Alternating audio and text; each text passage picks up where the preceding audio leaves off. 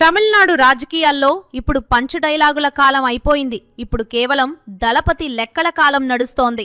వెండితెరపై 100 కోట్ల వసూలు రాబట్టిన దళపతి విజయ్ ఇప్పుడు అసెంబ్లీలో కూడా అదే రేంజ్ బ్లాక్ బస్టర్ విజయాన్ని కొల్లగొట్టారు.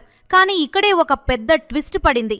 సినిమా క్లైమాక్స్ లో హీరో ఈజీగా గెలిచేస్తాడు, కానీ ఈ రియల్ లైఫ్ పొలిటికల్ థ్రిల్లర్లో హీరో గెలిచినా కూడా ఆ సింహాసనం దక్కించుకోవడానికి ఒక చిన్న అంకె అడ్డంకిగా మారింది. దశాబ్దాల కాలంగా ద్రవిడ కోటలను ఏలిన హేమా హేమీలు ఇప్పుడు విజయ్ వేగానికి బెంబేలెత్తిపోతున్నారు. అసలు రాజ్ భవన్ వేదికగా జరుగుతున్న ఈ హై డ్రామా ఏంటి? మెజారిటీ మార్పుకు అడుగు దూరంలో ఆగిపోయిన ఈ కథలో అసలు విలన్ ఎవరు, కింగ్ మేకర్ ఎవరు? అన్నింటికీ మించి విజయ్ ముఖ్యమంత్రిగా బాధ్యతలు చేపట్టగానే చేసే ఆ మొదటి సంతకం ఏ పథకం మీద ఉండబోతోంది?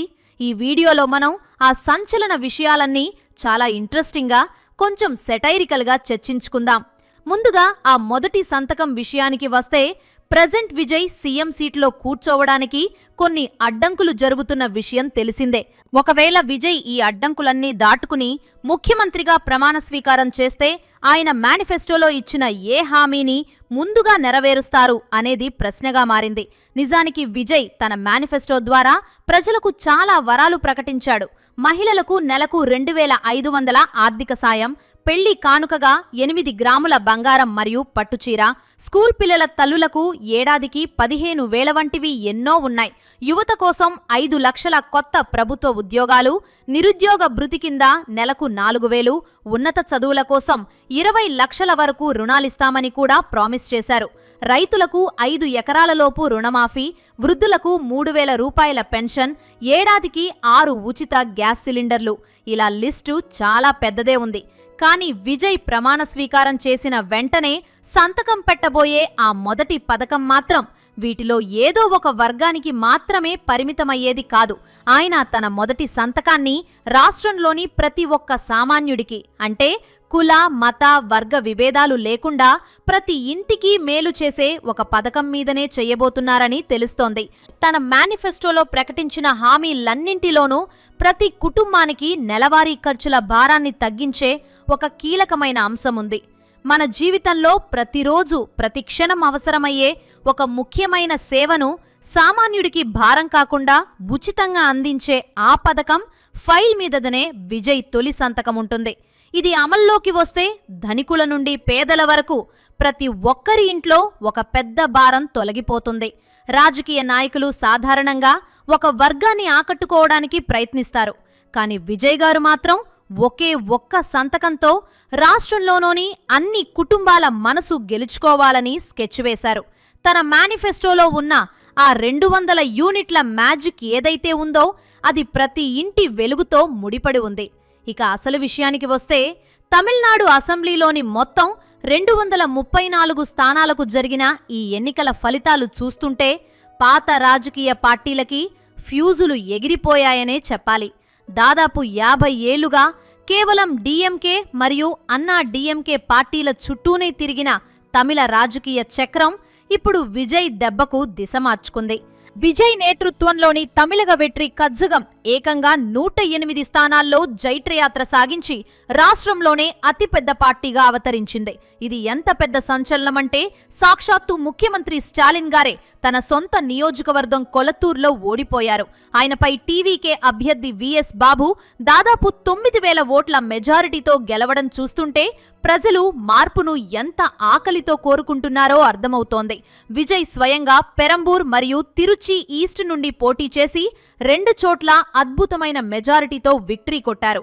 అయితే ఇక్కడే అసలు చిక్కు వచ్చిపడింది. రాజ్యాంగం ప్రకారం ప్రభుత్వం ఏర్పాటు చేయాలంటే 118 మంది ఎమ్మెల్యేల మద్దతు ఉండాలి. కానీ విజయ్ దగ్గర ప్రస్తుతం ఉన్న బలం 116 మాత్రమే. ఈ లెక్క ఎలా అంటే, విజయ్ 2 చోట్ల గెలవడంతో 1 సీటుకు రాజీనామా చేశారు. దానితో ఆ పార్టీ బలం 107కి తగ్గింది. ఆ తర్వాత 5 ఎమ్మెల్యేలు ఉన్న కాంగ్రెస్, తలో 2 ఎమ్మెల్యేలు ఉన్న సిపిఐ మరియు సిపిఎం పార్టీలు విజయ్కు జై కొట్టాయి. ఇలా మొత్తం 116 మంది అయితే రెడీగా ఉన్నారు. కానీ ఆ మ్యాజిక్ ఫిగర్ 118కి మరో 2 తక్కువయ్యారు. ఈ ఇద్దరి కోసం ఇప్పుడు అందరి కళ్ళు విదుతలై చిరుతైగల్ కచ్చి పార్టీపై పడ్డాయి. ఆ పార్టీకి 2 ఎమ్మెల్యేలున్నారు. వాళ్ళు గనక చేయి కలిపితే విజయ్ ముఖ్యమంత్రి అయిపోతారు. కానీ వాళ్ళు ఊరికే మద్దతిస్తారా? అక్కడ కూడా ఒక పెద్ద బేరసారం నడుస్తోంది. వీసీకే పార్టీ ఏకంగా డిప్యూటీ సీఎం పదవిని డిమాండ్ చేస్తోంది. విజయ్ మాత్రం పట్టణాభివృద్ధి శాఖ ఇస్తామని ఆఫర్ ఇస్తున్నారు. ఈ పదవుల పంపకం తేలకపోవడంతో ఆ 2 ఎమ్మెల్యేల మద్దతు లేఖలు ఇంకా గవర్నర్ దగ్గరకు చేరలేదు. గవర్నర్ రాజేంద్ర విశ్వనాథ్ అర్లేకర్ గారు కూడా చాలా సీరియస్గా ఉన్నారు. నాకు ఆ 118 మంది సంతకాలు ఉన్న లేఖలు చూపించండి, అప్పుడే నేను టీ పార్టీకి పిలుస్తాను అని ఆయన కండిషన్లు పెడుతున్నారు.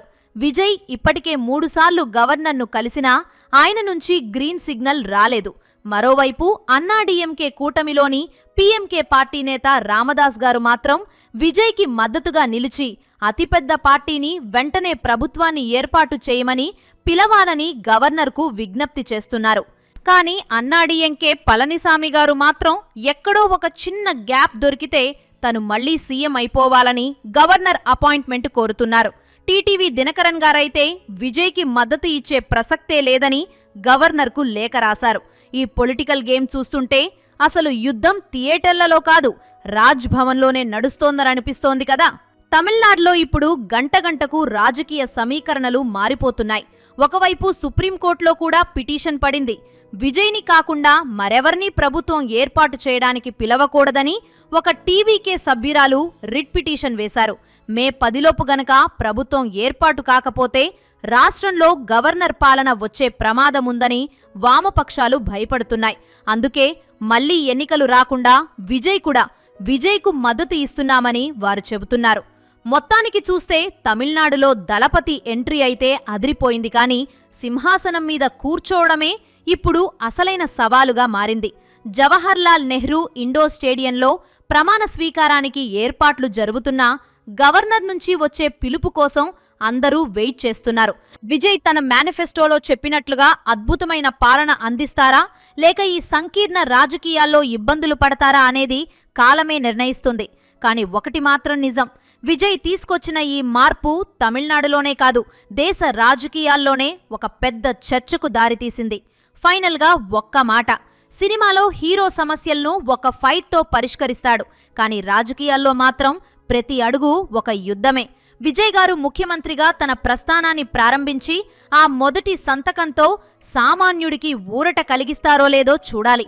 ఈ పొలిటికల్ థ్రిల్లర్లో క్లైమాక్స్ మనకు అనుకూలంగా ఉంటుందా లేదా అనేది మరికొన్ని గంటల్లో తేలిపోతుంది. మరి ఈ మొత్తం వ్యవహారంపై మీ ఫైనల్ ఒపీనియన్ ఏంటి? విజయ్ ముఖ్యమంత్రి అయితే బాగుంటుందని మీరు అనుకుంటున్నారా? మీ అభిప్రాయాలను కామెంట్ రూపంలో మాకు తెలియచేయండి. ఇలాంటి మరెన్నో ఇంట్రెస్టింగ్ వీడియోలతో మళ్ళీ కలుద్దాం. సెలవు.